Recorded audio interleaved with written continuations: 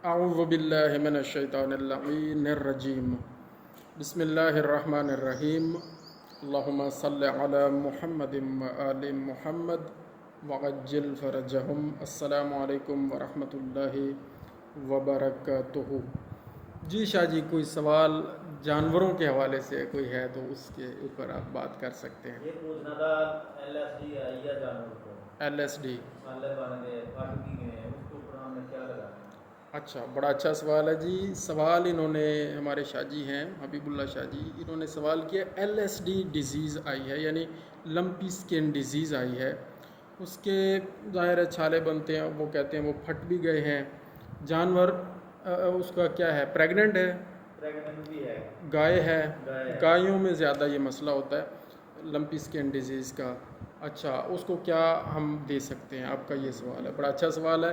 Lumpy skin disease के हवाले से पहले हमें ये समझना होगा कि ये वायरस की बीमारी है या बैक्टीरिया की बीमारी है। तो इसका बड़ा आसान जवाब है, ये बैक्टीरिया की बीमारी नहीं है, ये वायरस की बीमारी है।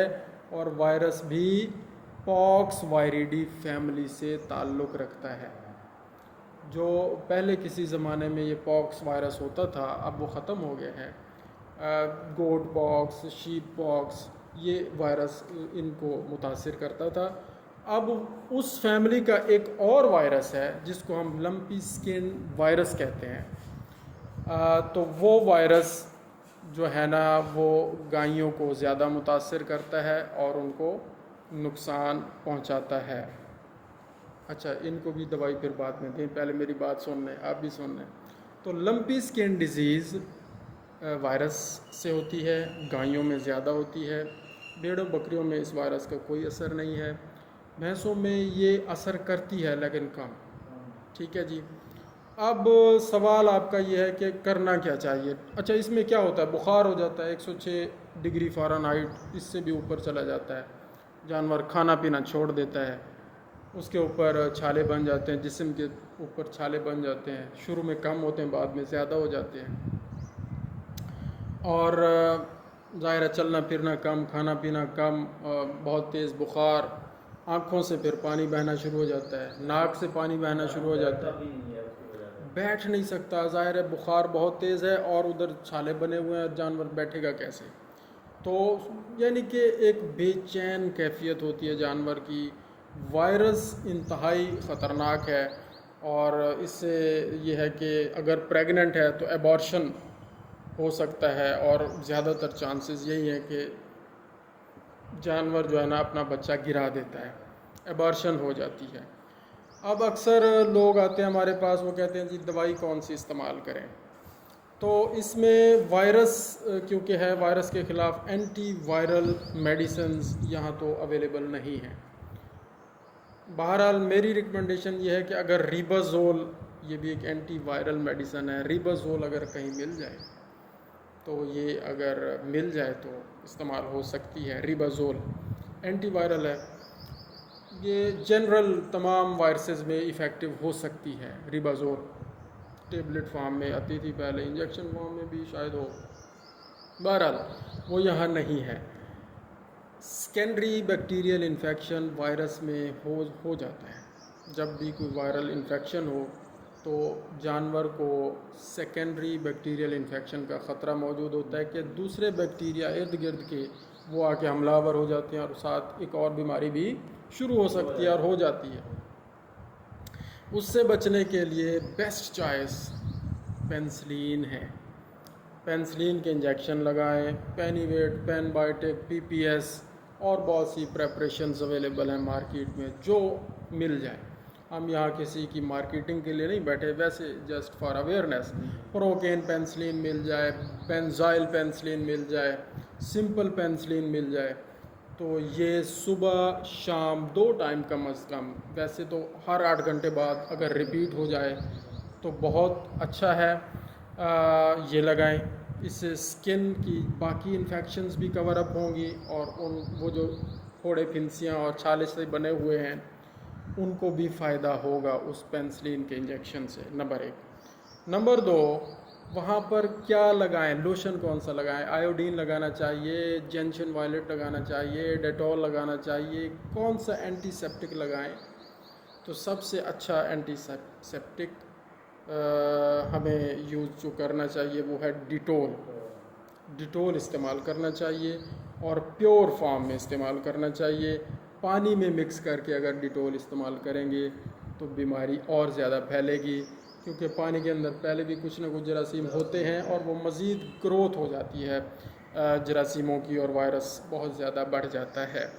तो एक फुआरा वो जो होता है हजाम के पास, क्या कहते हैं उसको, उसके 1 लीटर वाली बोतल होती है, उसके अंदर पानी डालें, सॉरी डिटोल डालें, उसके ऊपर वो नॉब लगाएं स्प्रे वाली, फुआरे वाली, तो उससे वो स्प्रे करें, जहाँ जहाँ दाने हैं वहाँ डायरेक्ट स्प्रे करें।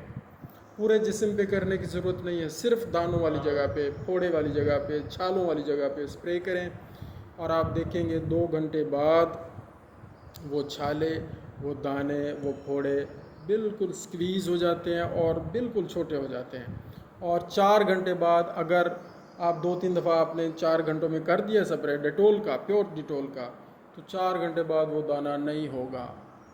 और साथ आपने प्रोकेन, पेंसिलिन या पेंसिलिन की कोई भी प्रेपरेशन आपने लगा दी है, सेकेंडरी बैक्टीरियल इन्फेक्शन का कवर दे दिया है, और वो 3 दिन देना चाहिए सुबह शाम कम अज़ कम करके।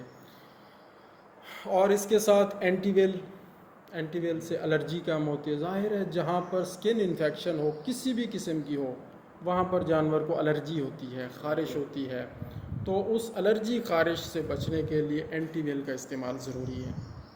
और बाकी स्किन इन्फेक्शन से बचने के लिए पेंसिलिन ज़रूरी है। जानवर को बुखार होगा 106 डिग्री फ़ारेनहाइट से भी ऊपर, तो उसके लिए फिवोनिल इस्तेमाल करें, कोई भी एंटीपायरेटिक इस्तेमाल करें, मेलॉक्सीकेम इस्तेमाल कर सकते हैं, डिक्लोफेनिक सोडियम इस्तेमाल कर सकते हैं। लेकिन सबसे बेस्ट इस कंडीशन में जो रिज़ल्ट है वो है ब्रूफिन का, आइबोप्रोफिन 60 अगर इस्तेमाल किया जाए, सिरप पिलाया जाए तो वो बहुत ज़्यादा इफ़ेक्टिव है। उससे बुखार ठीक होता है और कम होता है। और थोड़ा सा वायरल इन्फेक्शन में ये सबसे अच्छा है ब्रूफिन, ठीक है जी। और साथ 2-3 घंटे का वक्फा करके फिवोनिल लगा सकते हैं, मिलॉक्सिकेम लगा सकते हैं, कोई एक प्रेपरेशन जो भी आपके पास है, विटाफेनिक है, डिक्लोस्टार है, डिक्लोफेनिक है, जो भी है, तो इनमें से भी कोई चीज़ आप रिपीट कर सकते हैं। तो इस तरह अगर आप करेंगे इंशाल्लाह ये लंपी स्किन डिजीज़ कवर हो जाएगी।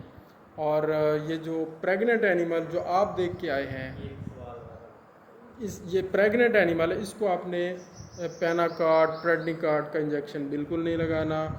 पेंसिलिन का भी उसको ना, उसके ऊपर सिर्फ डिटोल का स्प्रे करें, क्योंकि अगर ज़ाहिर है उसने अबॉर्शन तो उसकी होनी है, वायरस की वजह से होगी, वायरल इन्फेक्शन की वजह से होगी, वो आपके गले पड़ सकती है कि जी आपने इंजेक्शन लगाया है, इसकी वजह से अबॉर्शन हो गई है और जानवर भी ठीक नहीं हुआ, अल्लाह माफ़ करे।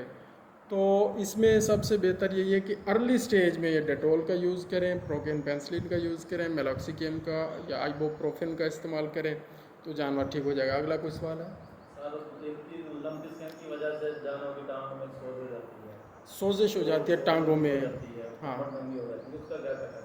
सोजिश को कवर करने के लिए अगर एनिमल प्रेग्नेंट नहीं है तो पेनाकार्ड यूज़ हो सकता है, प्रेडनिकार्ड इस्तेमाल, स्टीरॉयड को भी इस्तेमाल हो सकता है।